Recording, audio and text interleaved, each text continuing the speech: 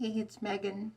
So Alex Jones is like kind of popular in the alternative media. He has like a huge following of like conspiracy theorists and stuff like that.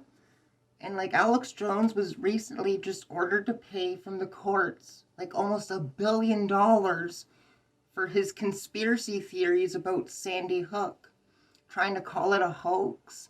And like literally the victims were being harassed by conspiracy theorists who believed Alex Jones misinformation. So like Alex Jones has been making a lot of profit, like millions and millions and millions of dollars every year from ridiculous conspiracy theories. According to Alex Jones, like I've debunked Alex Jones like over a decade on my channel, but like every single year, according to Alex Jones, there's imminent economic collapse. Every single year, imminent economic collapse. He gets people riled up. People fall for his BS and buy his products. And like, yeah, I even exposed like when he had GMOs and heavy metals in one of the products he was selling at one point, like 10 years ago. Like, this guy is a total lunatic. He doesn't care about the truth. Like, he actually banned me from making comments on his YouTube like a decade ago. Like, years and years ago, he blocked and banned me from making comments advocating for hemp. Like, you have to understand, Alex Jones has been anti-hemp, anti-cannabis for years. And then, just in the past, like, 5, 6 years, Alex Jones has slowly started to, like, support legalizing limited business. And, like, the whole alternative media have been undermining and ignoring the documentary Overpriced I made before I came out as trans. And, like, without the documentary, I still have all that information pretty much on the hemp page on ceawe.com. So ceawe.com/hemp. Why doesn't the alternative media share that? But they share Alex Jones stuff all the time. They've been doing this for like years and years and years. So like it's good to see like him have to actually pay a price for all his ridiculous conspiracy theories. And this sends a message to like all the conspiracy theorists. Like media like me telling the truth barely get any support. Just look at the subscribers I have. Like a lot of anti-trans YouTubers are very popular. And like quite a number of them like literally collaborate with people like Alex Jones. Like these types are everywhere. Like Ben Shapiro, Charlie Kirk. Where do you think these people came from? Like those were people that like followed Alex Jones misinformation. Literally. Like I remember debunking Alex Jones like a decade ago. Like I did it a lot because like he's literally dividing and conquering. He's been doing it for a long time, keeping useful information away from the public. Like, what is the alternative media doing? Not informing people. I'm making the upcoming documentary called Antimatter Future. Like, that should be all over the media. Like, next level, like physics with dark energy, dark matter, antimatter. Like, this is like what we need as a society. Like, why are so many people opposed to truth?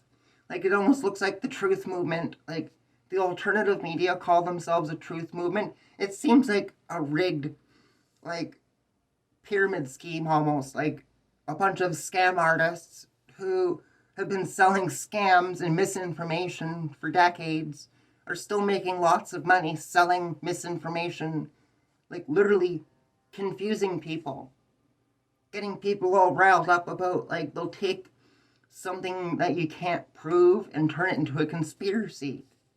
But like at the end of the day, you can't prove it either way.